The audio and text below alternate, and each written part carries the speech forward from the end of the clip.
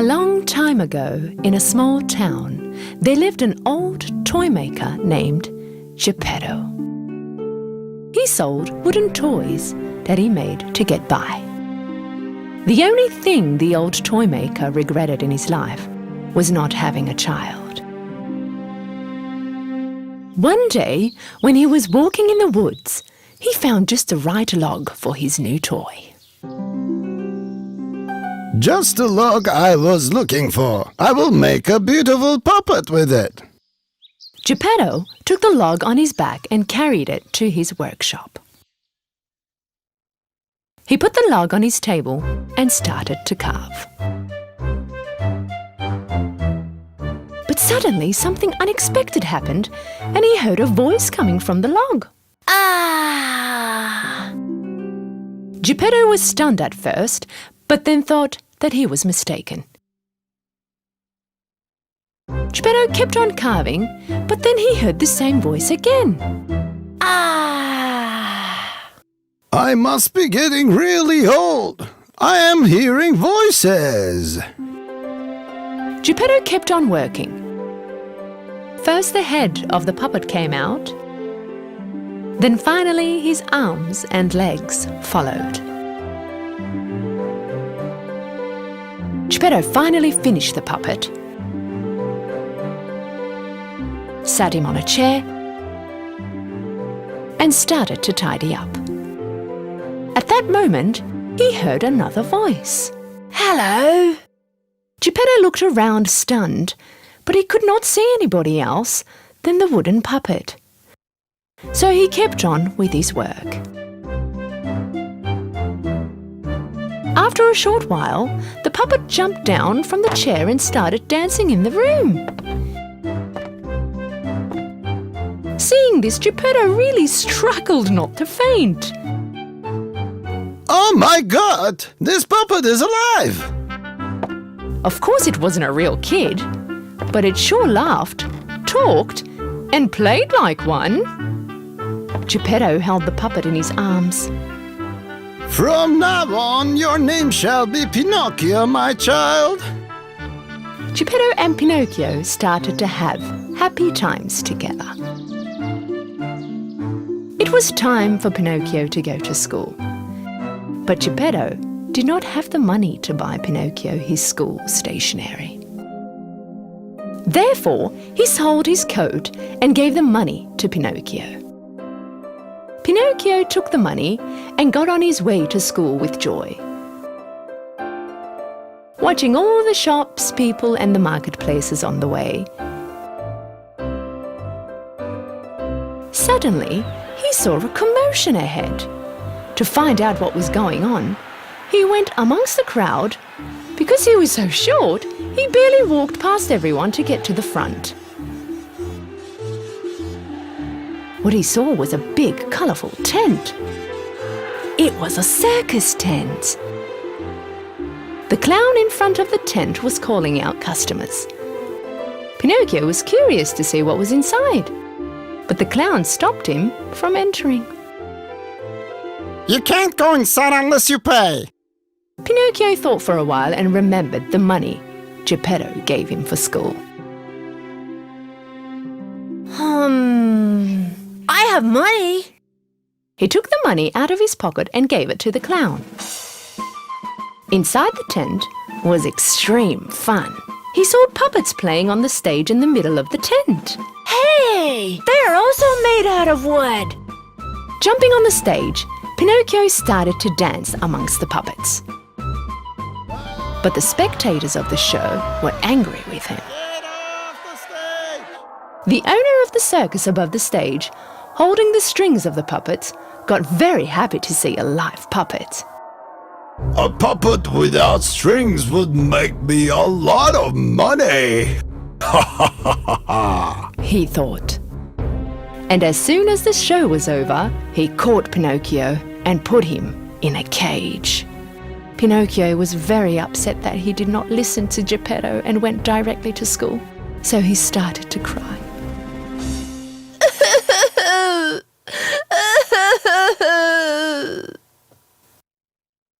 Seeing how regretful Pinocchio was, a fairy appeared right next to him. "You should have done what your father told you to do, but I see that you are aware of your mistake now. That is why I will save you, but don't you ever do the same mistake again." Pinocchio was very happy. He wiped his tears away. But I have no money. How am I going to go to school now?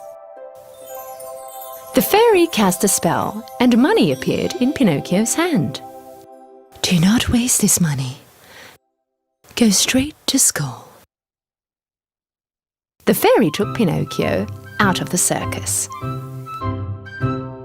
Singing with joy, Pinocchio was on his way to school once again. La la la la la la la la la la la la. Seeing Pinocchio joyfully singing, the shifty fox and his friends, the cat, cut Pinocchio's way. And they made a plan to take away Pinocchio's money. Where are you going so joyfully anyway? I'm going to buy some stationery and go to school. This money won't be enough for stationery. If you do as we say, you'll have much more money. What do you want me to do? You give us that money and we'll plant it in the magic field. And you too can have a money tree. You can go and pick the money up whenever you need.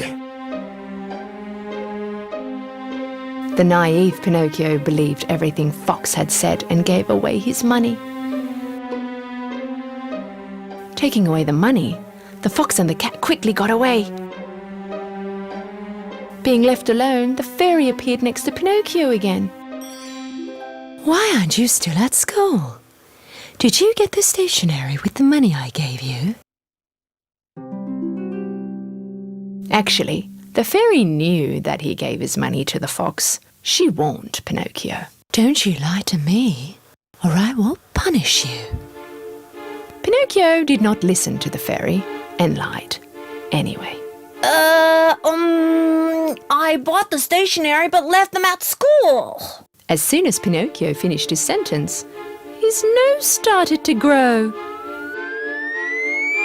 "Are you telling the truth?" As he told more lies, Pinocchio's nose kept on growing and growing. At the end, he couldn't even move his head. But how? What is going on? Finally, he realized his mistake and told the fairy all about what had happened. Seeing that Pinocchio had taken the right path, the fairy brought his nose back to normal. "I am forgiving you because you told the truth." With another spell, she gave back the money the fox had taken. And she once more warned him not to waste any more of his money. Holding the money in his hand, singing along, Pinocchio started to walk again. But this time round, he was facing another type of danger. The circus owner that had captured him was standing right there before his eyes. Because he had gotten away, the circus owner was very cross with Pinocchio. He wanted to punish him. He caught Pinocchio and threw him in the sea. When Pinocchio fell over into the sea, he did not sink. He stayed afloat on the water because he was made of wood. Pinocchio really liked this feeling and started to swim by moving his arms and legs. And it all happened while he was swimming to the shore. Hey, what's going on? Where am I? Pinocchio suddenly found himself in a dark place. He looked around but could not see a way out. Actually, Pinocchio was swallowed by a giant fish, and now he was sitting right in the middle of his stomach. Meanwhile, Geppetto was worried about Pinocchio, and he went out to search for him. Pinocchio! Pinocchio! Finally, he had reached the shore where Pinocchio was thrown in the sea. He asked the fishermen whether they had seen his son or not. One of the fishermen remembered the boy Geppetto was asking for, and he told him that he fell down in the sea. Geppetto asked the fisherman for help. Knowing how good a person Geppetto was, the fisherman could not refuse to help. And so he gave him a small boat to save Pinocchio. Geppetto jumped on the boat and sailed to the sea. After a while, suddenly a big storm had begun. The small boat could not handle the big waves anymore and collapsed. And Geppetto found himself in the middle of the sea. Geppetto was old and also did not know how to swim, so he started to sink deep into the water. Right at that moment, the giant fish which had swallowed Pinocchio also swallowed Geppetto.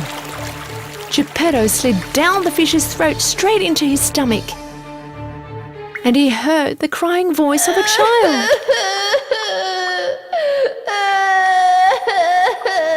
He, of course, recognized this voice right away. Pinocchio, my son, I finally found you. I was so worried. Hearing his father's voice, Pinocchio hugged Geppetto in tears.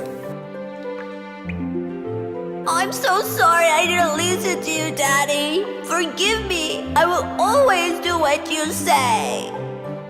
Seeing that this time Pinocchio was really sorry, the fairy decided to rescue them. She took Geppetto and Pinocchio out of the fish's belly and flew them onto the shore.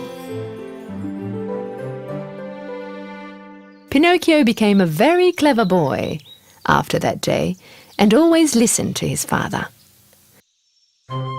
Went to school every day, and after school he ran home to help his father in his workshop.